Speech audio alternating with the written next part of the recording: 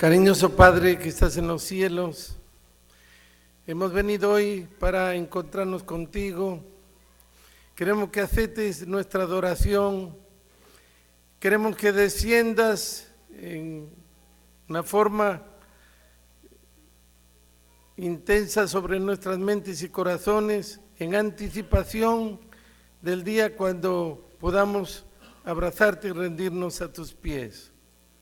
Te lo pedimos en el nombre del Señor Jesucristo. Amén. ¿Podéis sentaros?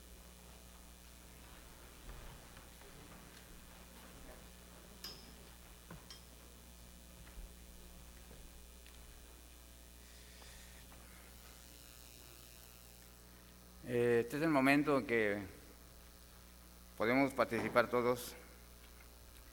Estoy leyendo en Malaquías 3:10, texto que es muy conocido por nosotros, y dice: traed todos los diezmos al alfolí y hay alimento en mi casa.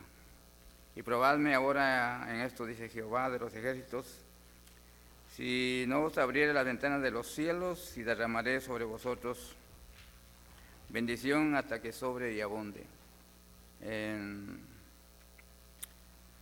Hemos leído varias veces este texto, pero creo que el significado, cuando dice traed, es una invitación, o podemos decir es una orden que Dios ha dado. Pero Señor, creamos de que si esta es una invitación, hagámoslo de buena manera. Así que preparémonos para devolver lo que Dios, las bendiciones que Dios nos ha dado, para que podamos estar preparados para recibir las bendiciones de Dios. Oremos. Querido Dios y amante Padre, te damos gracias en esta mañana porque tenemos el privilegio de poder participar. Y lo hacemos, Señor, con nuestro deseo de poder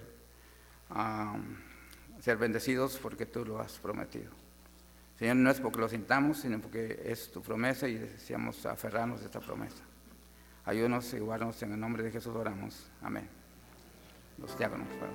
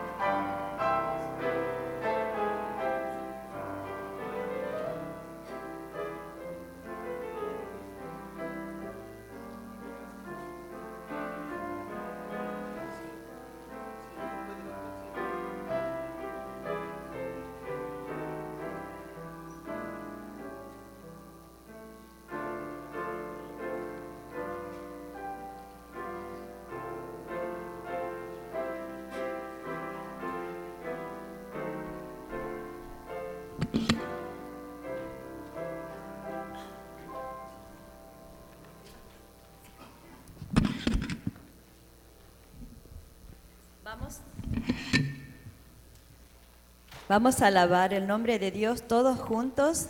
Canta y tus penas se irán.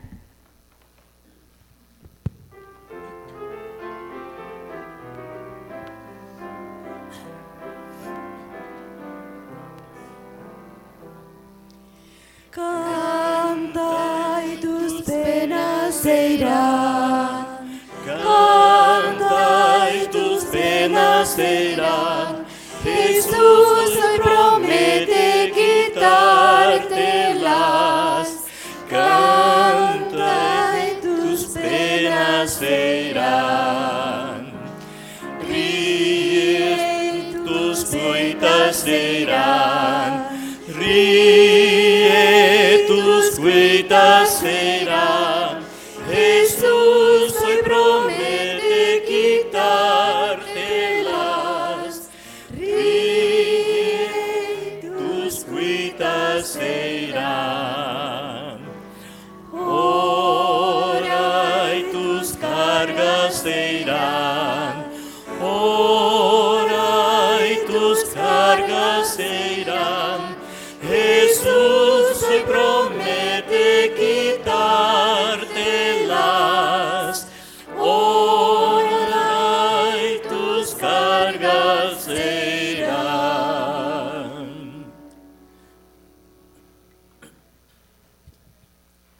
Puestos de pie, vamos a entonar Unidos en Verdad.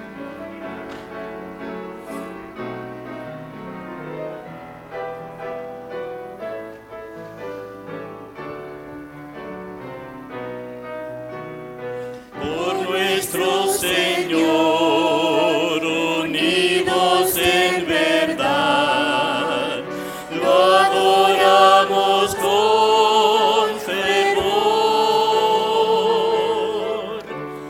Gozo da vivirle unidos por la fe, siempre Jesús nos guiará. Vamos al cielo, Jesús nos espera. Hay un lugar para ti. Con Cristo yo quiero cantar en el cielo.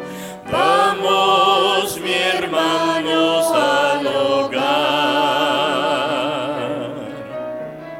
Al gran capitán habremos de seguir, la gran victoria cerca está. Sin vacilación al cielo vamos y que nadie falte allá. Vamos al cielo, Jesús nos espera. Hay un lugar para ti. Contigo yo quiero cantar en el cielo. Vamos, mi hermano, al hogar. Todos estaremos allá.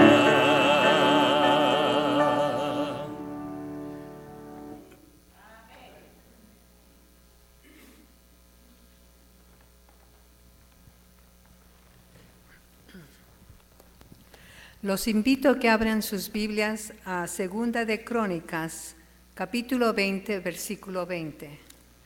Segunda de Crónicas, capítulo 20, versículo 20.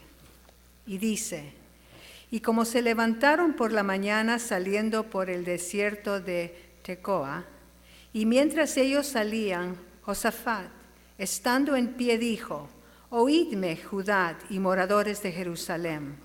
Creed a Jehová vuestro Dios, y seréis seguros. Creed a sus profetas, y serás prosperados.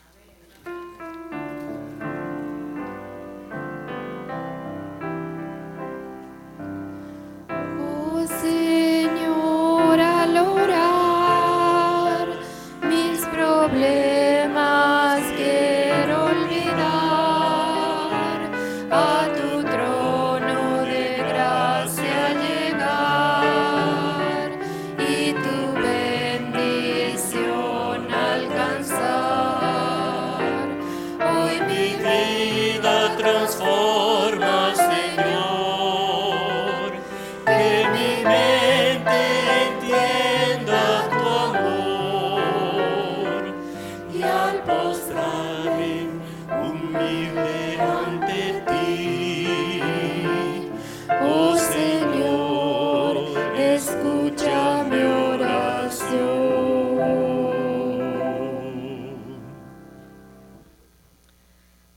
nuestro que estás en el cielo, santificado y glorificado sea tu nombre, Señor. Venimos como iglesia a doblar nuestras rodillas ante ti, nuestro Rey y Redentor. En esta mañana, Señor, primeramente pedimos perdón por nuestros pecados. Te agradecemos por el sacrificio de nuestro amado Señor Jesús en la cruz del Calvario, que nos da la salvación, el cielo y la vida eterna. Señor, en esta mañana pedimos tu presencia en el templo. Señor, que tu Santo Espíritu nos unja, abra nuestras mentes y nuestros corazones para poder, Señor, escuchar la palabra que va a ser presentada por el pastor Gullón. Unge sus labios y que todo lo que escuchemos, Señor, sea palabra de tu boca, para que nosotros podamos aprender y también, Señor, para que podamos compartir con los que todavía no te conocen. En esta mañana estamos agradecidos por el cuidado y protección y bendiciones que nos has dado durante toda esta semana. Señor, por tu presencia en nuestras vidas, por que tú guías cada de nuestros pasos, porque, Señor, tú estás listo a pelear nuestras batallas y ganarlas y tienes solución para todos nuestros problemas. En esta mañana pedimos una bendición especial sobre los hermanos de la iglesia que están acampando, Señor, disfrutando de tu creación, de tu naturaleza, que ellos este sábado sea un sábado de bendición para ellos. Oramos también, Señor, por los hermanos que no han podido llegar esta mañana a tu santo templo, ya sea por enfermedad o por desánimo, por tristeza. Señor, que tu gozo y tu paz, que sobrepasa todo entendimiento, los llene hoy y los eleve a tu santo trono para que ellos también puedan recibir las bendiciones de tu día sábado. Señor, en esta mañana entregamos nuestras vidas para que tú las dirijas, las cuides y, Señor, para que cuando tú regreses estemos todos listos como familias, como hermanos, para recibirte y para ir a casa contigo. En el nombre de Jesús rogamos estos favores. Amén.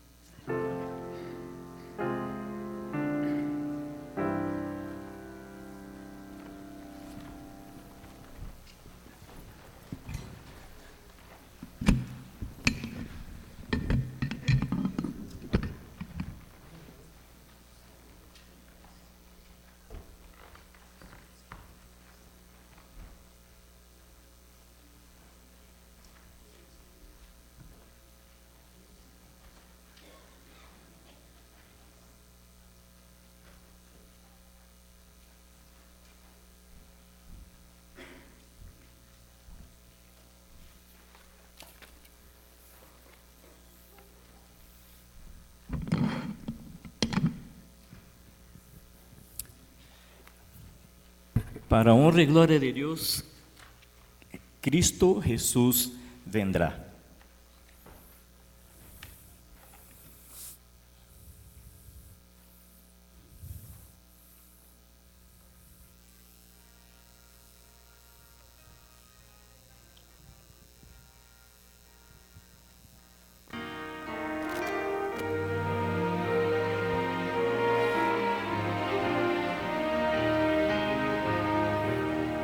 Cristianos, despertad,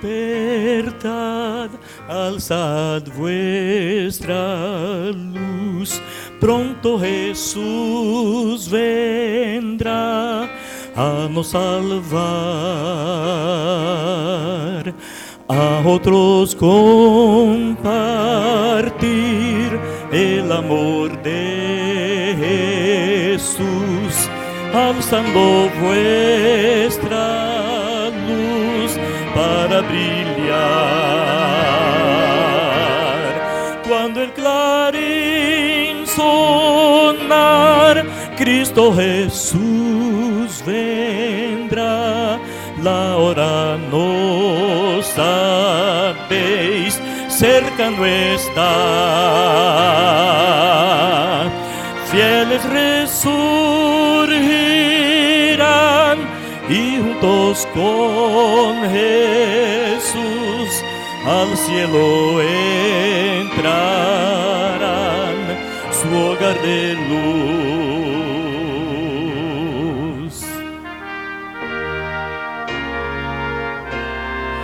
De su venida son las señales que habrá. A los pecadores ven para juzgar. Penas y lágrimas muy pronto pasarán cuando Jesús aquí regresar. Cuando el clarín sonar, Cristo Jesús vendrá.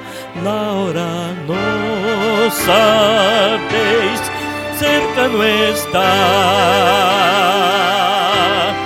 Fieles resurgirán y juntos con Jesús al cielo entrarán, su hogar de luz. Cuando el clarín sonar, Cristo Jesús vendrá. La hora no sabéis, cerca no está. Fieles resurgirán y juntos con Jesús al cielo entrarán, su hogar de luz.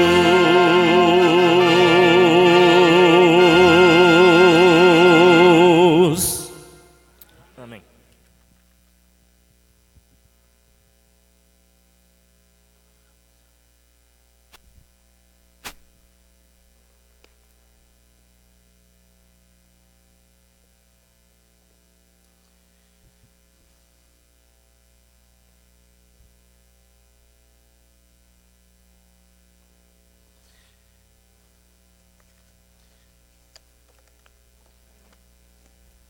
Segunda de Crónicas, hemos escuchado recién, el rey Josafat se puso en pie e increpó al pueblo de Judá y al pueblo de Jerusalén, diciendo, creed a Jehová. Segunda de Crónicas 20:20, creed en Jehová vuestro Dios y estaréis seguros, creed en sus profetas y estaréis o seréis prosperados. Es una declaración que a veces la escuchamos y no sabemos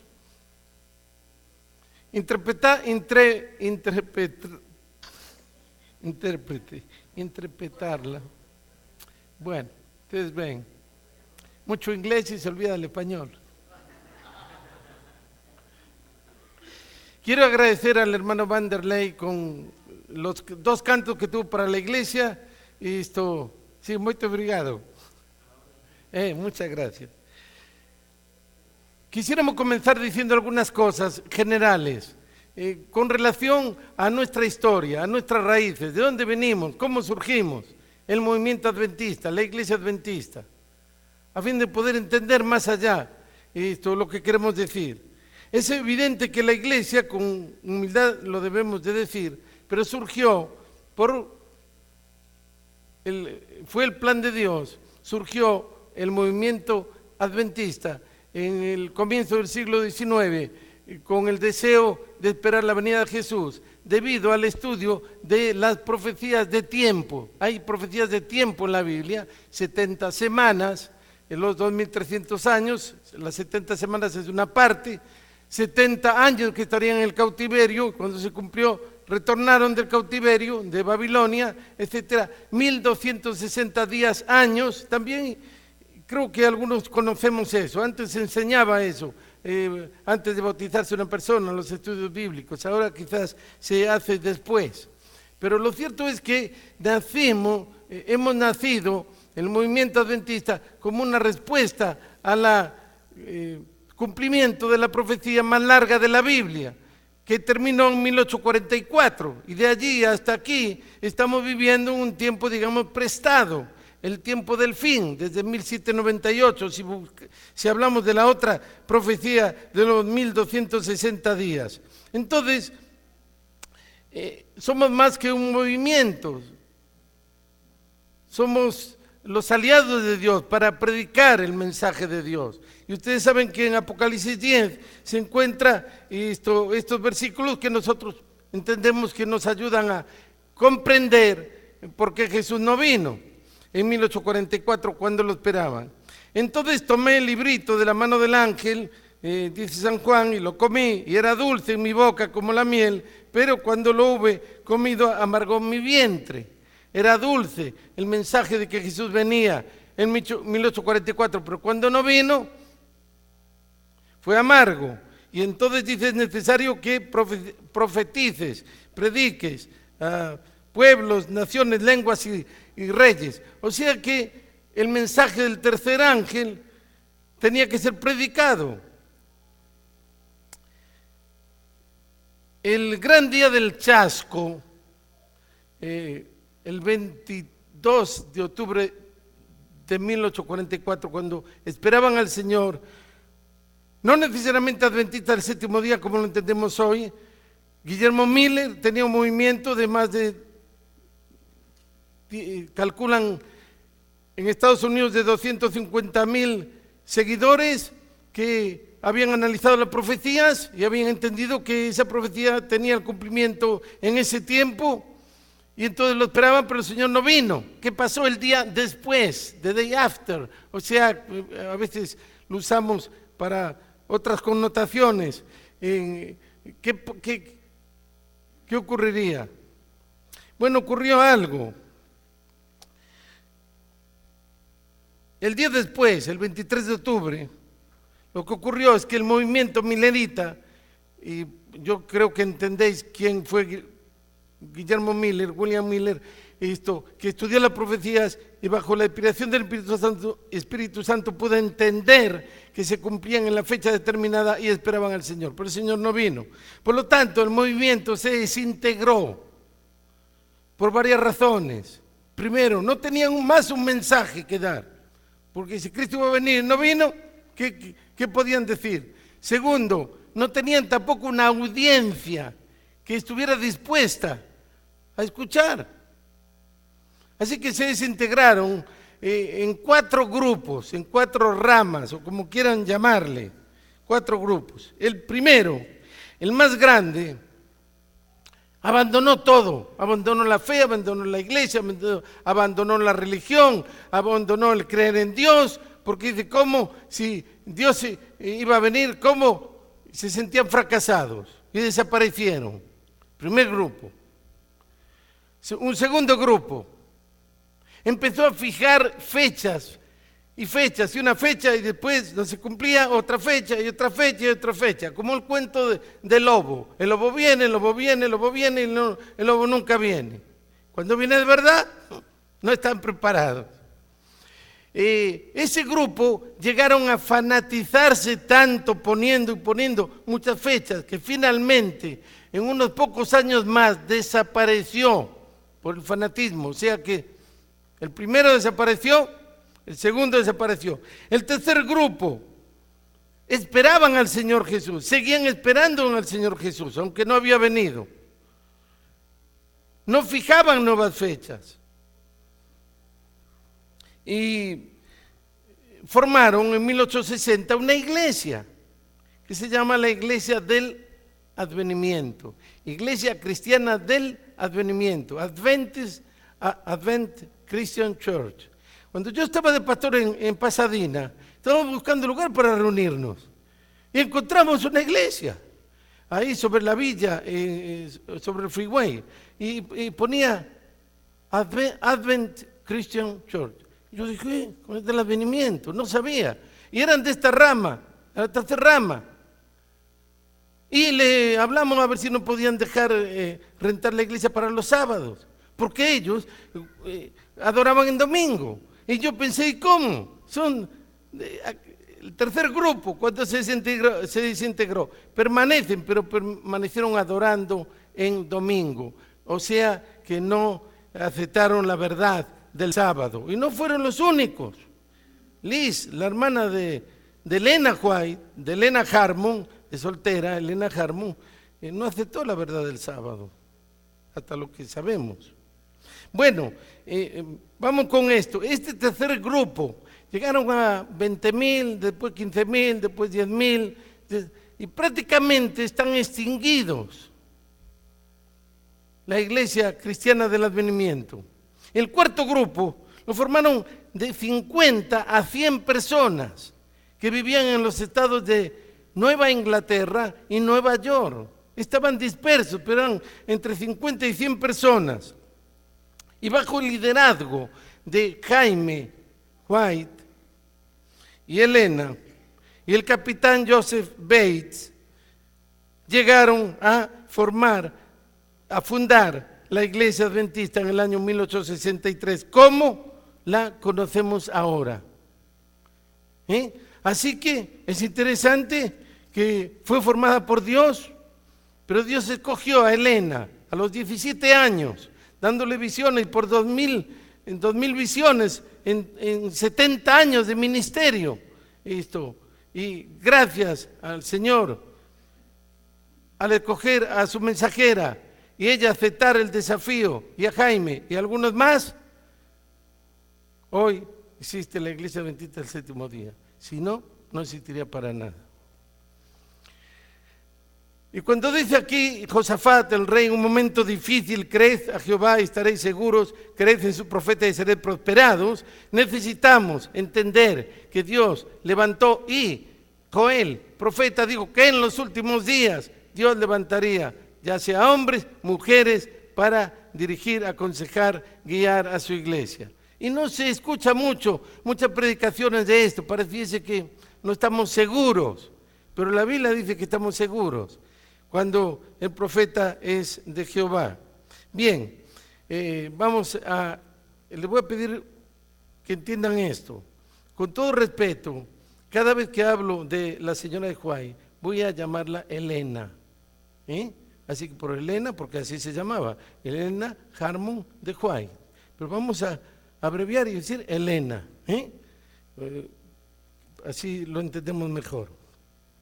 Hace unos cuantos años, en una de nuestras iglesias en el este, se estaba celebrando un seminario.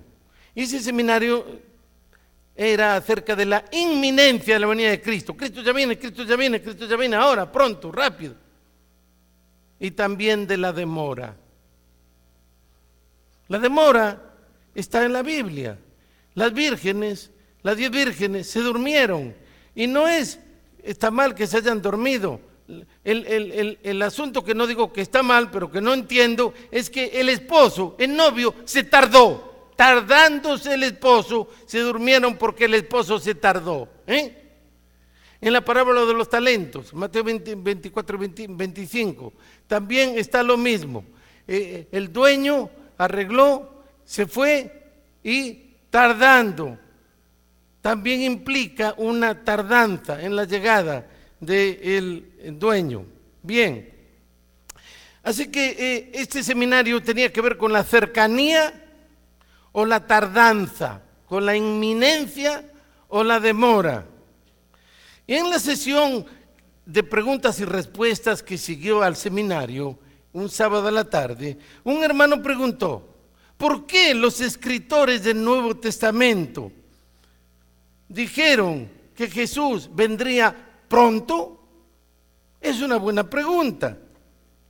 Y ahora yo me pregunto, ¿son 2000 años pronto?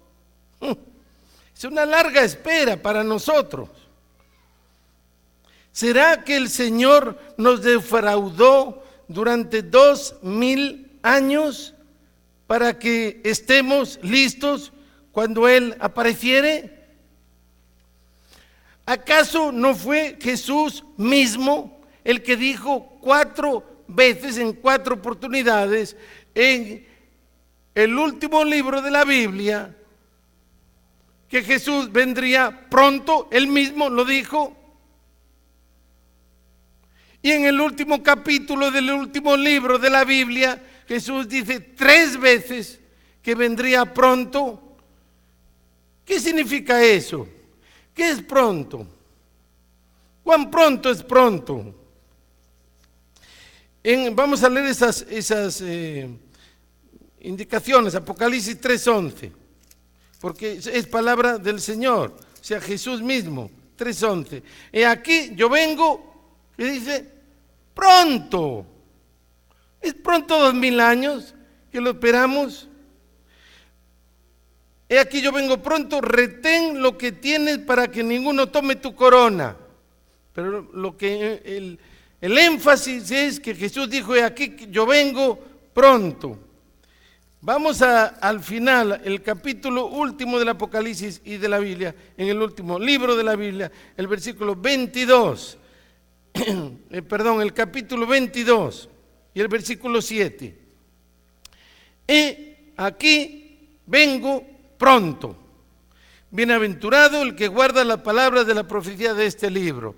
Otra vez, subrayo, he aquí yo vengo como pronto. Creemos que viene pronto. ¿Y qué significa pronto? Los que somos por varias generaciones de adventistas decimos, mi bisabuelo decía que ya venía Jesús, mi abuelo también, mi padre también, y ahora yo estoy por, morir y todavía no ha venido. ¿Cuán pronto es pronto? ¿Cuán cerca es cerca? En Apocalipsis 22:12 dice, aquí yo vengo pronto y mi galardón conmigo, para recompensar a cada uno según sea su obra. Y aquí yo vengo, como dice otra vez, pronto, tercera vez, para recompensar, para dar el galardón.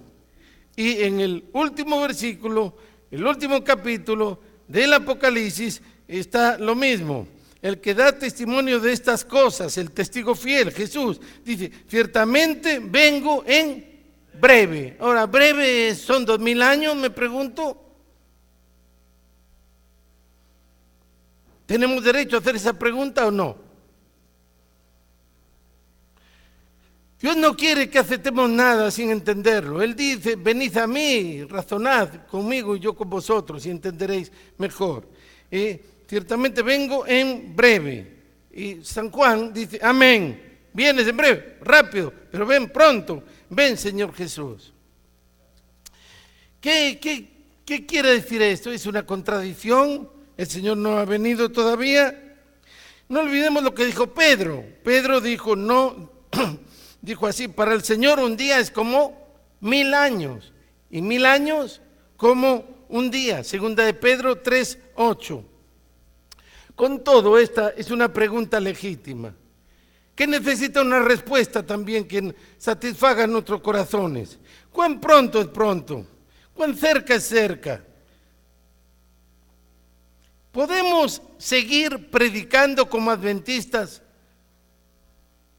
que el Señor viene pronto durante 170 años, que es lo que va de 1844 a 2014, 170 años?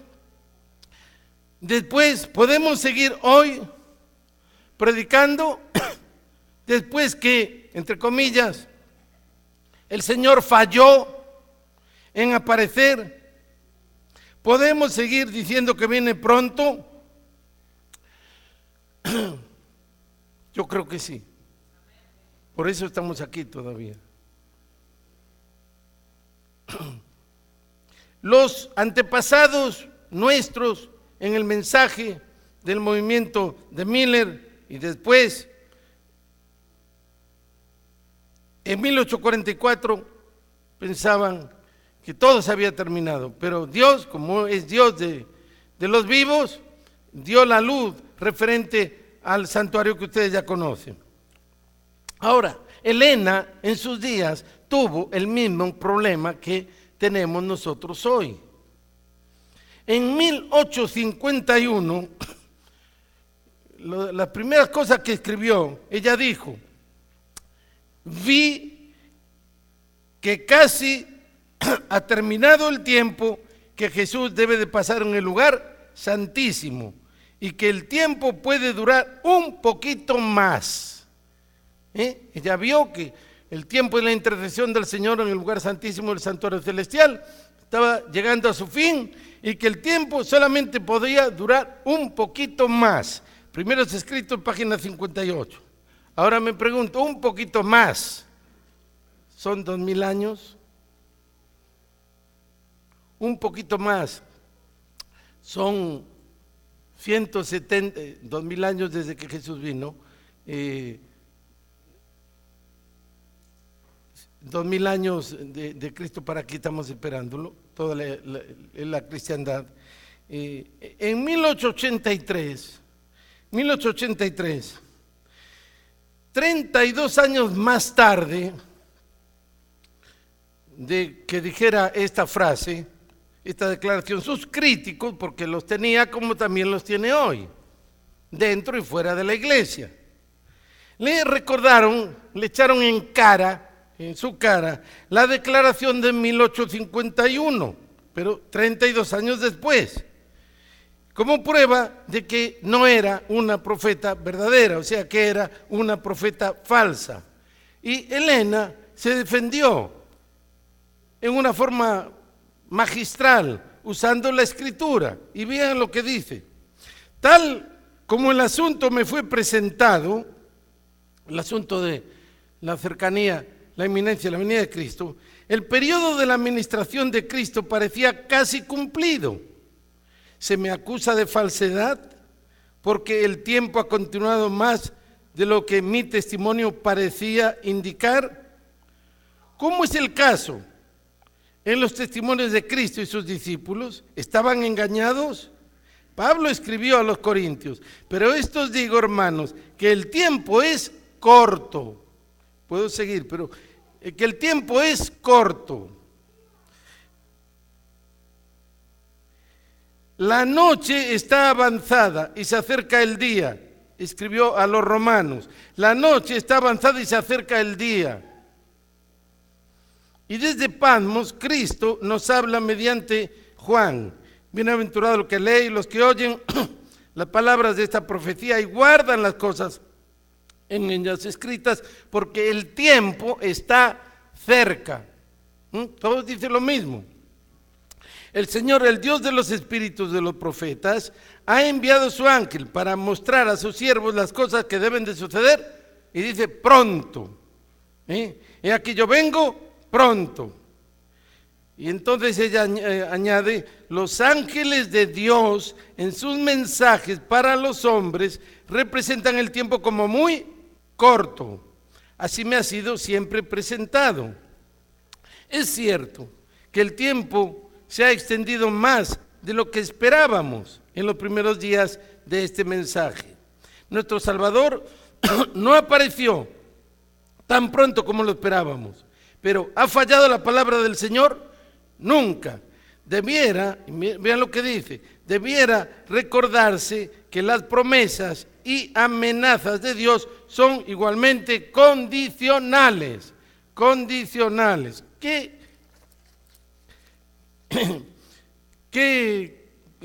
declaración tan importante? O sea que hay dos cosas que sacamos de estas dos declaraciones que no podemos olvidar.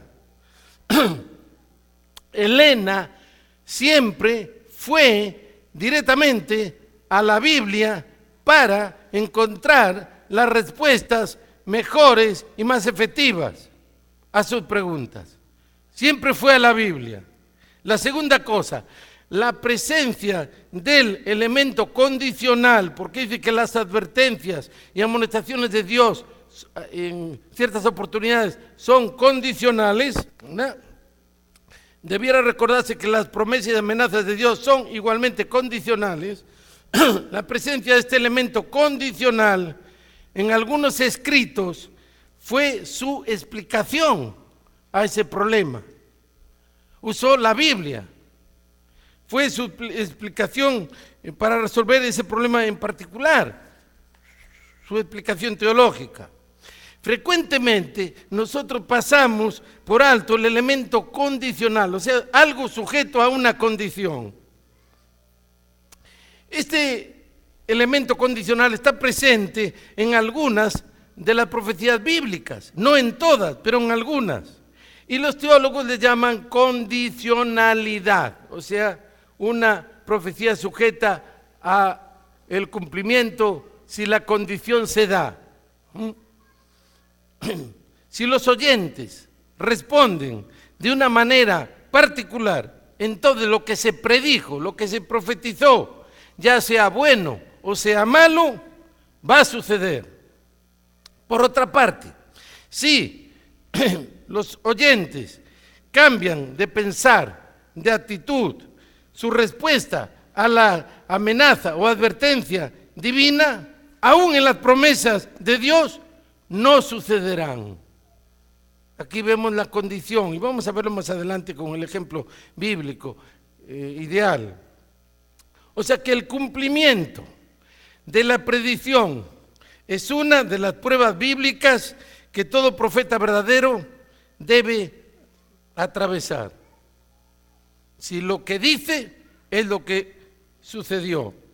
Y esta prueba se aplica a Helena en sus días y se aplica también en nuestros días. Jeremías identifica en forma positiva a este elemento condicional en la profecía. Bien lo que dice el profeta. El profeta que profetiza, cuando se cumpla la palabra del profeta, será conocido como el profeta que Jehová en verdad envió. ¿Qué es lo que dice Jeremías? Es Jeremías 28:9. Dice, cuando el profeta profetice y se cumple lo que profetizó, entonces este es un profeta de Jehová. ¿Clarito? Muy bien. ¿Qué dice Moisés? Moisés busca este es el positivo del elemento condicional, y ahora vemos a Moisés con el negativo del elemento condicional. En Deuteronomio 18:22, si el profeta hablare y no se cumpliere lo que dijo, ni aconteciere, es palabra que Jehová no ha hablado. Con presunción la habló el tal profeta. No tengas temor de él. Dice Moisés, que si el profeta habla, profetiza y no se cumple, entonces que no es profeta del Señor. Moisés y Jeremías, estos dos profetas, hablan del elemento condicional de la profecía. Jeremías dice más adelante, Jeremías 18, 6 al 10, no podré yo hacer de vosotros como este alfarero, oh casa de Israel, dice Jehová. He aquí que como el barro en la mano del alfarero, así sois vosotros en mi mano, oh casa de Israel. En un instante hablaré contra pueblos y contra reinos para arrancar, derribar, destruir. Pero, mirad qué dice, pero si esos pueblos se convirtieren de su maldad, contra la cual hablé, yo me arrepentiré del mal que había pensado hacerles, y en un instante hablaré de la gente y del reino para edificar y plantar. Pero si hiciere lo malo delante de mis ojos, no oyendo mi voz, me arrepentiré del bien que había determinado hacerle. ¿Ustedes se dan cuenta del elemento condicional aquí? Moisés también habla de ese elemento y dice en Deuteronomio 4:29, sí, desde allí buscares a Jehová tu Dios, sí, desde allí buscares a Jehová tu Dios, entonces lo encontrarás. Entonces, después dice, más, si llegares a olvidarte de Jehová tu Dios, es una condición, si llegares a olvidarte de Jehová tu Dios y anduvieres en pos de dioses ajenos, entonces te va a caer. Aquí está el elemento condicional. Y habla en Deuteronomio de las bendiciones cuando obedecemos, de la obediencia, y de las consecuencias cuando desobedecemos. Y por mencionar algunos más sobre el aspecto condicional, Jehová estará en vosotros si vosotros estuviereis con Él. Si nosotros estamos con el Señor, Él va a estar con nosotros. De lo contrario, no. El condicional es 1 Reyes 9, 4 al 7. El caso más conocido de la profecía condicional, y que ustedes nunca olvidan, es el caso de Jonás, el profeta que el Señor lo llamó para que fuera a Nínive a predicar. Y él se quiso ir a otro lugar, y como Dios es soberano y nadie puede huir de Dios, ¿qué es lo que ocurrió? lo tiraron al mar. Y ustedes saben, Dios preparó allá un submarino, ¿verdad? Un submarino de Dios, un gran pez, se lo tragó. Y desde el pez, él del vientre habló al Señor, el profeta habló y se arrepintió. Y Dios tuvo misericordia, porque era el pez para que y lo echó en la playa y empezó a predicar. Dentro de 40 días, Nínive será destruida. Dentro de 40 días, Nínive será destruida. ¿Y qué pasó? Pasó que esos ninivitas se arrepintieron. Y Dios también se arrepintió del mal que le iba a traer. Y no lo trajo. Y Jonás empezó a maldecir a Dios y a todo lugar diciendo, ¿cómo? Yo sabía que tú eras un Dios misericordioso, pero no, el problema es que él predicó, tuvo éxito, fue un evangelista, ¿verdad? Tremendo, todo, hasta los animales, todos humillando, el Señor nos trajo el castigo, una profecía condicional a la obediencia. El profeta no entendía eso. Si aplicamos la doctrina bíblica, si esta profecía condicional, este elemento condicional, lo aplicamos a la profecía bíblica de la segunda venida de Cristo, nos lleva a entender dos cosas.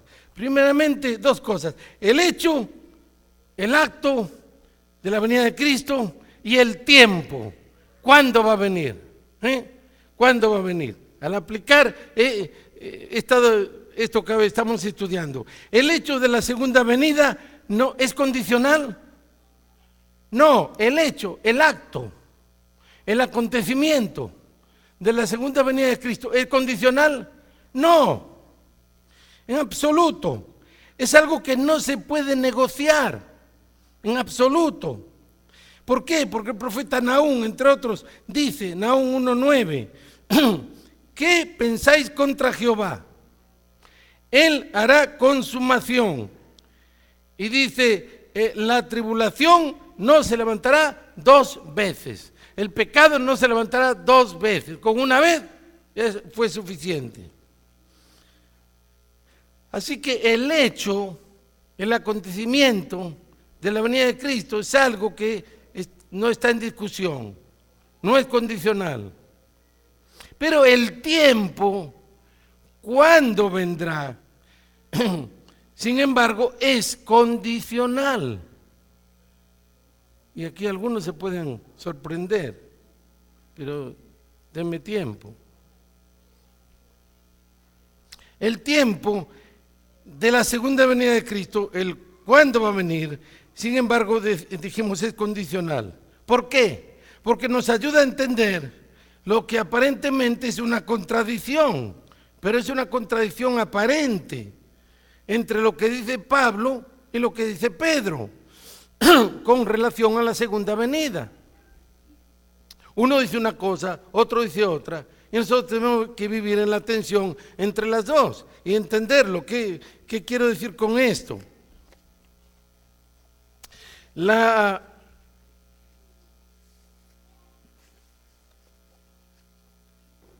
contradicción es solamente aparente, es algo superficial. Cuando vamos más profundo en la Escritura, entendemos que hay una unidad. Pedro escribió a los cristianos de sus días que no solo esperaran la venida de Jesús, sino también que la apresuraran, ese día, predicando el Evangelio en todo lugar. Segunda de Pedro 3:12. 1800 años después, siglo XIX, el comienzo de lo que escribió Pedro, Elena expresó la misma idea. Justamente el 13 de noviembre de 1913, ella murió en 1915, 2 años después ella moría.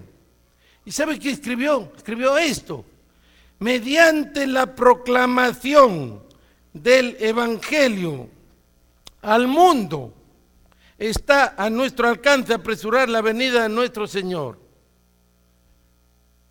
Mediante la proclamación del Evangelio al mundo, ella dijo, está a nuestro alcance apresurar la venida de nuestro Señor.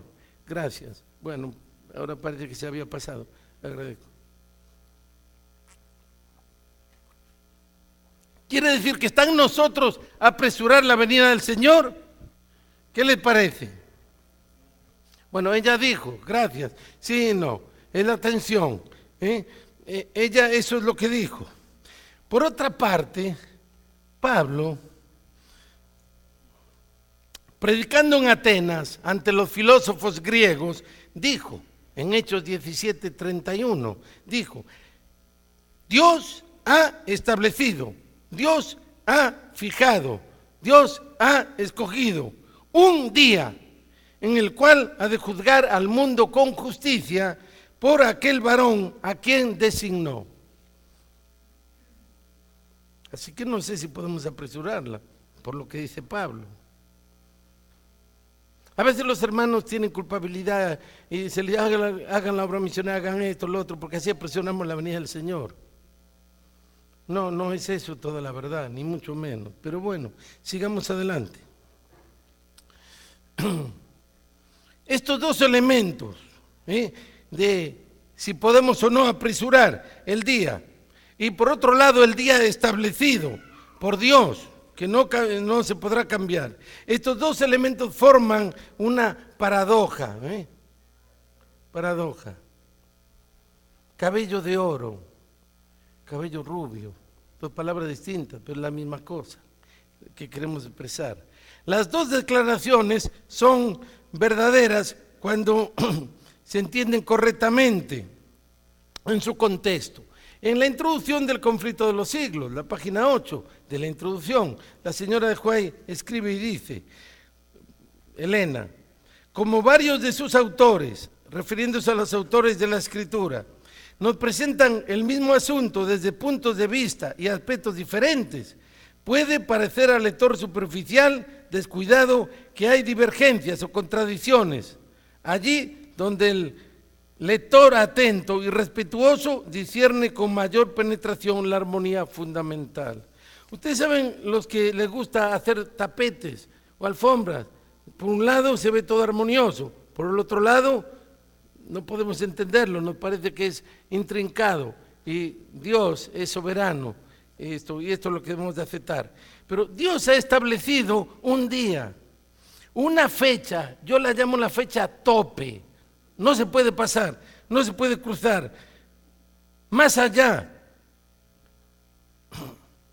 cuando al pecado y a los pecadores no se les permitirá más continuar obrando en oposición a Dios y a su obra, como hasta ahora se les permite. Por otra parte, Dios ha puesto en las manos de sus seguidores, de tú y de mí, el apresurar ese día, aún antes de la fecha tope, la fecha establecida de antemano, la fecha final, que nadie podrá cruzar. Es cierto que la fecha, es cierto que tenemos, está en nuestro alcance o a nuestro poder, digamos, apresurar su regreso. Lo que no es verdad es que podamos postergar, impedir indefinidamente que llegue ese día. Ese día establecido va a llegar, estemos o no estemos preparados.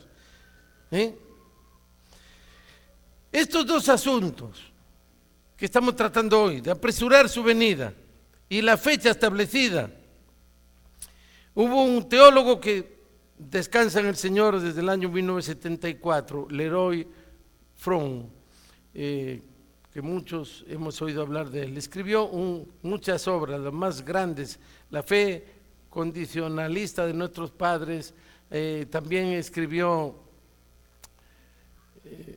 Movimiento del Destino, y Movimiento del Destino, mire qué dice, resumen, finalmente, que desde 1850 a 1911, 61 años, Elena dijo 45 veces, más o menos la misma cosa que yo le voy a leer ahora. Si los adventistas hubieran hecho la obra que Dios les encomendó, el Señor ya habría venido. 45 veces. en un periodo de 61 años. Entre los años 1863 y 1915, ya murió en 1915, un periodo paralelo a este periodo que les digo, de 52 años. El otro periodo era 61, ahora son 52 años. Elena se hizo eco de las palabras de Pablo, indicando que Dios tiene una fecha final, una línea predeterminada, irrevocable, fija, más allá de la cual Dios no esperará indefinidamente. ¿Vieron cómo es? Las dos corrientes finalmente se unen. Estas declaraciones se basan en una metáfora, que es la metáfora de la copa de iniquidad. ¿Sí? Cuando se acuerdan que Abraham, en Génesis 15, se le promete un hijo y la tierra sería dada, no en los tiempos de Abraham, en sus descendientes, pero cuando la copa de iniquidad se llene, la copa de iniquidad, que al llenarse y al rebalsar, desencadenará la segunda venida de Cristo y los juicios de Dios. Génesis 15, aún no ha llegado a su colmo la maldad del amorreo. Cuando llegue, termina todo, y así fue. Y yo me pregunto, ¿qué? ¿No ha llegado la maldad, la iniquidad en este mundo con todas las cosas que vemos, oímos? Así que mientras, por un lado, el hecho, el acontecimiento de la segunda venida no se puede negar, no se puede negociar, no se puede discutir, damos por sentado que es cierto, no está sujeta a ninguna condición, y gracias a Dios por eso. Por otro lado, el tiempo, el cuándo de la segunda venida es condicional. ¿Por qué? ¿Por qué Dios desearía que Cristo retornara antes de la fecha tope que Él ha determinado? Bueno, Jesús dijo, ¿se venden 2 pajarillos por un cuarto? Con todo, ni uno de ellos cae a tierra sin vuestro Padre, pues aún vuestros cabellos están contados. Así que no temáis más, valéis vosotros que muchos pajarillos. En otras palabras, un ser humano vale mucho más que los pajarillos. Si Dios está triste por la muerte de un insignificante pajarillo, me pregunto, ¿cómo no va a estar más apenado por la muerte de millones que pasan a la eternidad cada día sin salvación? Dios quiere, hermanos, ansiosamente terminar con el reinado del pecado, del dolor, del sufrimiento y de la muerte. Él quiere hacerlo tan pronto como sea posible. Por eso no es maravilla que Pablo, Romanos 8:22, dijera que la creación toda gime a una y está con dolores de parto con el paso de cada día. El Señor está interesado en que llegue el momento de enviar a Jesús. Vean qué voy a decir. Elena, aunque de mala gana, pareciera dar a entender, por lo menos en 3 lugares, que nosotros, tú y yo, los creyentes, no haríamos nuestro trabajo a conciencia, como para adelantar o apresurar la venida de Cristo antes de la fecha predeterminada por Dios. Y esto lo hizo con 2 declaraciones en 1885, que parecen indicar que creía que se estaba terminando ya la cadena de tiempo hacia la fecha fijada para el retorno de Jesús. Y estas son las 2 declaraciones espeluznantes. Cuando el poder divino se combine con el esfuerzo humano, la obra se propagará como fuego en el rastrojo. Dios empleará instrumentos, pero mire qué dice, cuyo origen no podrá discernir el hombre. Ángeles harán una obra que los hombres podrían haber tenido la bendición de realizar si no hubieran sido descuidados en responder a las demandas de Dios. Así que ella dice que como nosotros incapaces, no podemos terminar la labor que nos encomendó, dice que ángeles harán una obra que los hombres podrían haber hecho y no hicieron. Esto es muy, muy importante, ¿no? Saber que Dios es soberano, y si nosotros no hablamos, las piedras van a hablar, si no hablan las piedras, los ángeles van a hablar. Es Mensajes Selectos, tomo 1, página 138. En Testimonio para los Ministros, la página 300, vea qué dice. Cuando se oiga el fuerte clamor del tercer ángel, cuando resplandezca la luz para iluminar la tierra. Permítame, le está hablando a un presidente desde Europa, ella estuvo 2 años en Europa, y le mandó una carta a un presidente de conferencia aquí en Estados Unidos. Por eso dice, permítame decirle que el Señor actuará en esa etapa final de la obra en una forma muy diferente de la acostumbrada, contraria a todos los planes humanos que tenemos de evangelismo, de televisión, de la ventana 2040 y todo lo que quieran que tiene la iglesia. Permítame decirle que el Señor actuará en esa etapa final de la obra en una forma muy diferente de la acostumbrada, contraria a todos los planes humanos. Y después dice, Dios empleará formas y medios que nos permitirán ver que Él está tomando las riendas en sus propias manos. Los obreros se sorprenderán por los sencillos medios que utilizará Dios para realizar y perfeccionar su obra en justicia. Entonces, dice que Dios tomará las riendas en sus manos.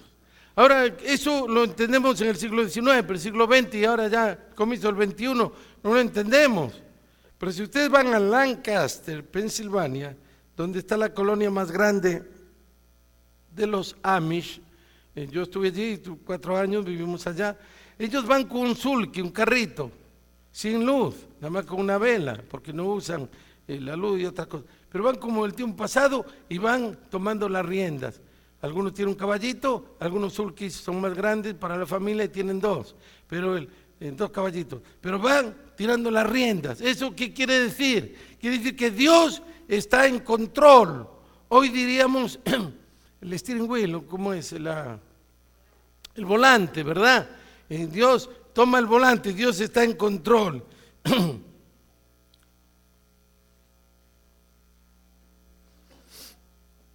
O sea que Dios está tomando las riendas en sus propias manos.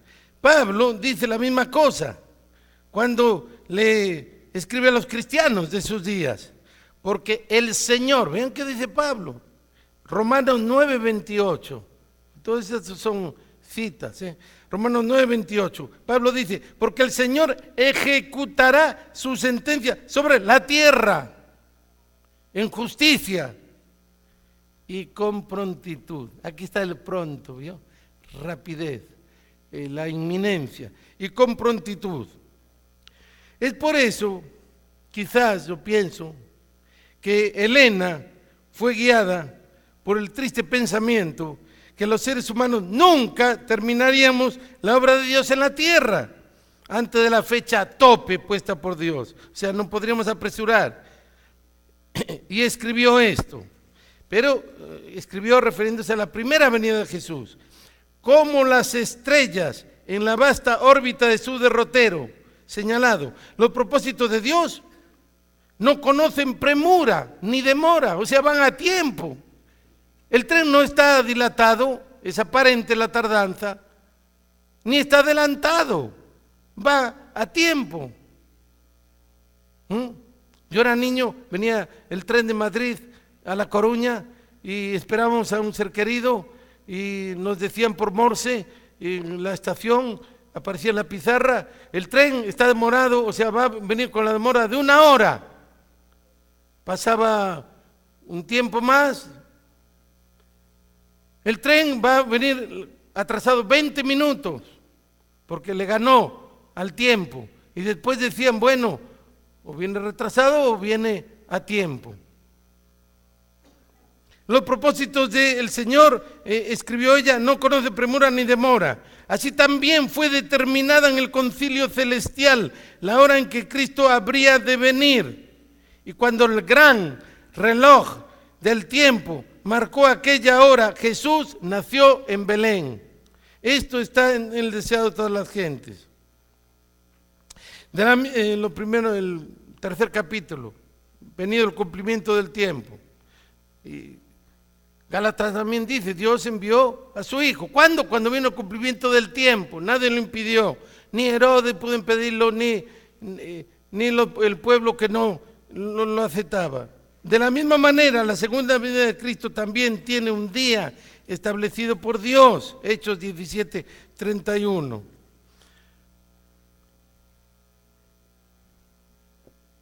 Son 2:05, así que estamos bien, ¿verdad? Hoy fue una bendición porque se empezó antes y todo, y yo agradezco.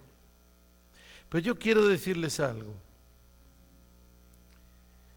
Yo no sé si decírselo o no. Yo sé cuándo el Señor va a venir. Y ustedes dicen, este hombre está loco. Bueno, mientras no le digan al pastor, todo va bien, porque si no me ponen disciplina. Aunque el pastor es tan bueno que lo perdona todo. Escúcheme. Él puede ser que después vea si es que están grabando. Vea.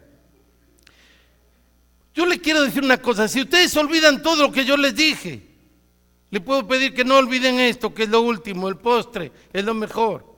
¿Está bien? Muy bien, entonces se lo digo, ¿están de acuerdo? Si no, acá podemos terminar y nos vamos.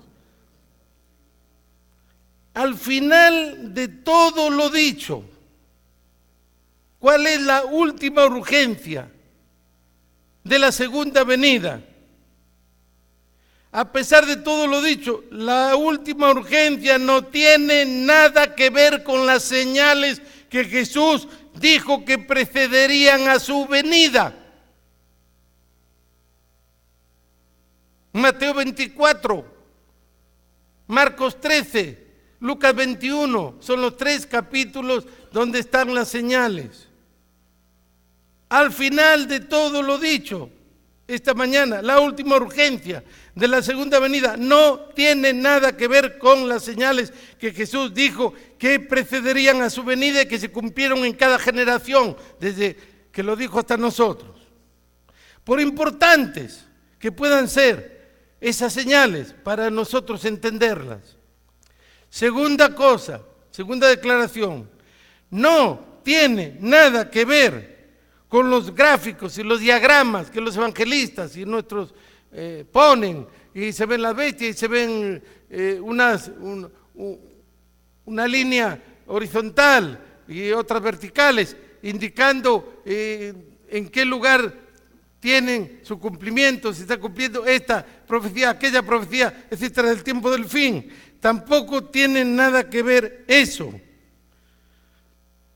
La urgencia de la venida de Cristo, de su segunda venida, no tiene nada que ver con apresurar su venida,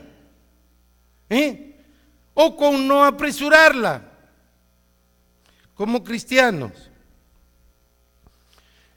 predicando, amonestando al mundo, advirtiendo al mundo de su pronto regreso. Entonces, la pregunta es, ¿qué es lo que vale la pena? Si esto no tiene importancia, aunque es bueno entender las señales, los gráficos, los diagramas también del tiempo del fin también, el hecho de que pueda apresurar o no pueda apresurar también es importante, pero ¿dónde está el kit de la cuestión? Bueno, yo se lo voy a decir, tendría que decírselo en un lenguaje lo más solemne, porque no es un asunto menor. El mensaje, hermanos, de la segunda venida es una verdad urgente. ¿Por qué? Porque ninguno, ¿sigo? Yo paro y ustedes, el sábado que viene continuamos, ustedes vendrían. El mensaje de la segunda venida es una verdad urgente, porque ninguno de nosotros sabemos cuántas respiraciones nos quedarán o cuántos latidos tendremos antes que cerremos nuestros ojos en el sueño de la muerte. Yo pregunto, ¿puede alguien saber cuándo se va a terminar, cuándo va a ser el último latido del corazón, la última respiración de sus pulmones? El pastor Cleveland cuenta que él estaba en San Diego, estaba predicando en una iglesia, era un día de sol, una primavera. De paso, San Diego tiene un buen clima, un poco mejor que el nuestro. Y predicó un sermón, hizo un llamado. Estaba en la casa del pastor almorzando, cuando suena el teléfono. Esta hermana que había saludado en la puerta estaba muerta, un ataque al corazón. No sabemos. Porque cuando el corazón deja de latir o los pulmones de respirar, todo habrá terminado hasta aquel día. Todo habrá terminado hasta aquel día. Elena escribió: tenemos que velar, que no ofendamos en palabra y en hecho. Hoy debemos de buscar a Dios. ¿Cuándo? Hoy. Y estar determinados que no estaremos satisfechos sin su presencia. Tenemos que velar, dice, tenemos que trabajar, tenemos que orar, como si hoy fuera el último día de nuestras vidas. Cuán intensamente, con qué fervor debiéramos de vivir siguiendo a Jesús en nuestras palabras y acciones. Escribió en 1882, yo tengo la cita para que las quiera. Cuán pronto, cuán cerca es cerca, el fin del discurso es este, dice Salomón en Eclesiastés. ¿Cuál es la conclusión? Los que hemos estudiado la Biblia y hemos visto las verdades de Habacuc, de Jesús, de Pablo, de Juan, entendemos el punto central. 500 años antes de Cristo, Habacuc escribió: aunque la visión tardará aún por un tiempo, mas se apresura hacia el fin y no mentirá. Aunque tardare, espéralo, porque sin duda vendrá, no tardará. Habacuc 2:3. Dios, ¿qué dice aquí? Dios dice aquí que es lo que nos está diciendo, por lo que yo entiendo, es que lo que para nosotros parece una larga demora en el cumplimiento de sus promesas, no necesariamente la ve Dios como demora con sus propios ojos. Nos insta a tener paciencia mientras perseveramos en lo que parece ser una larga espera. Esta fue la promesa que los desconsolados hermanos mileritas pasaron en el chasco en 1844, el día después, el 23 de octubre, después de que pasó el día y no pasó nada. Jesús mismo nos amonesta que no seamos como el siervo malo en la parábola y digamos: mi Señor se tarda en venir. ¿Saben que Pablo, como muchos otros escritores del Nuevo Testamento, y Jesús el principal, citan a escritores del Antiguo Testamento? Y Pablo cita a Habacuc y dice en Hebreos 10, 35 al 38: no perdáis pues vuestra confianza, que tiene grande galardón, porque os es necesaria la paciencia, para que, habiendo hecho la voluntad de Dios, obtengáis lo prometido. Porque aún, dice Pablo, aún un poquito, y el que ha de venir vendrá y no tardará. Mas el justo vivirá por la fe, y si retrocediere, no agradará a mi alma. Por lo cual, dice Pablo, dijo el Espíritu Santo, 3 veces lo dice, no sé por qué, por vía de énfasis, en Hebreos 3:8, 3:15 y 4:7. Si hoy oyereis su voz, no endurezcáis vuestros corazones como en la provocación, en el día de la tentación, en el desierto. 3 veces, si hoy oyeres, hoy, ahora en este momento es tuyo, es mío, podemos decir mañana, un instante después podemos estar cerrando nuestros ojos para siempre, hasta aquel día. Y Juan dice: todo aquel que tiene esta esperanza en él se purifica como él también es limpio. Y ustedes saben que a los niños les gusta jugar, por lo menos a mis nietos, que se esconden. Y a veces me da una angustia terrible porque no los encuentro. Una vez dije, pero señor, ¿qué pasa? ¿Volaron? ¿Se desaparecieron? Algo. Estaban en el garaje metidos en el carro, escondidos. Yo nunca iba a pensar que habían entrado y estaban ahí. Y a veces juegan a las escondidas, ¿verdad? Y palotean entre ellos, ¿no? Y los llama, ¿dónde está Gigi? ¿Dónde está Santi? ¿Dónde está Evita? Y no dicen nada y uno le sube más los latidos del corazón y la presión. Ya varias veces pasó, una vez en Puerto Vallarta, ya creíamos que la habíamos perdido de noche, gritando, ella no respondía, estaba entre un resort, ahí, bueno. ¿Entienden esto? Así como los niños juegan, a veces las escondidas, sí, Dios nos está diciendo, he aquí, yo vengo pronto, estés listo o no estés listo. Ojalá que hoy nosotros pudiéramos responder como respondió Juan, ven Señor Jesús, pero ven pronto, quickly, ven pronto porque te necesitamos. Amén. Oremos.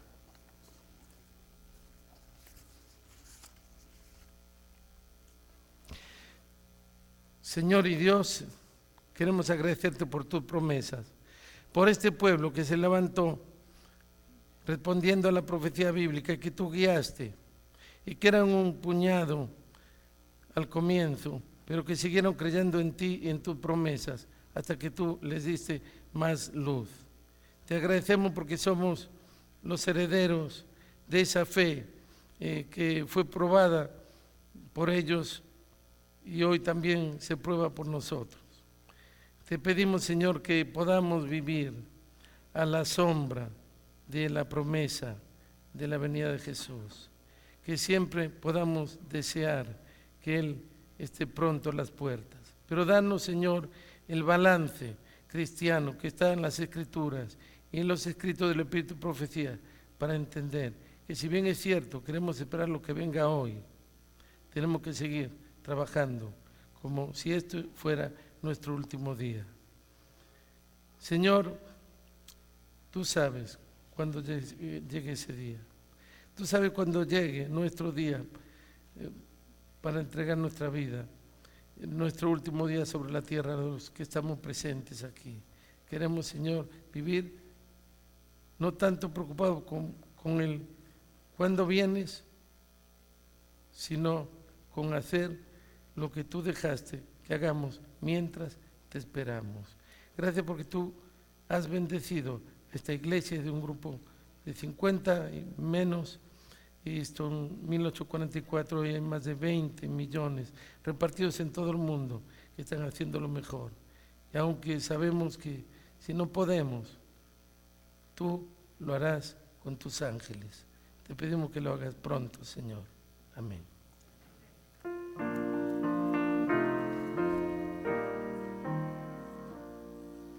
La Biblia asegura que Jesús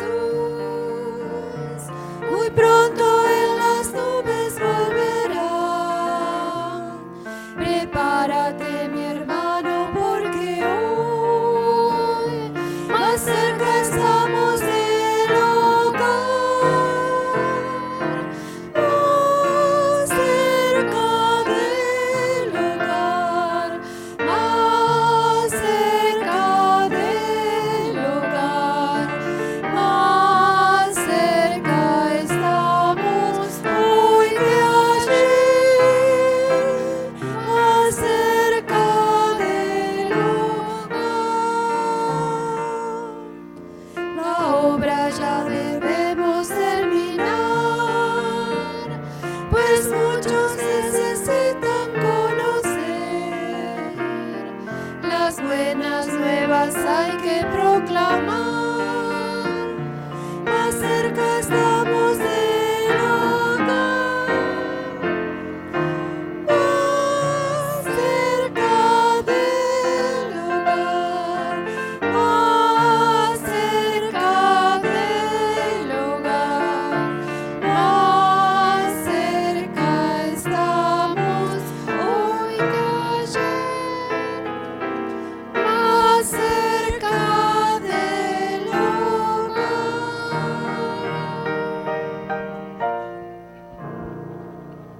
Hermanos varones, por favor, no se vayan. Tenemos una cortita reunión. Por favor, quédense. Gracias.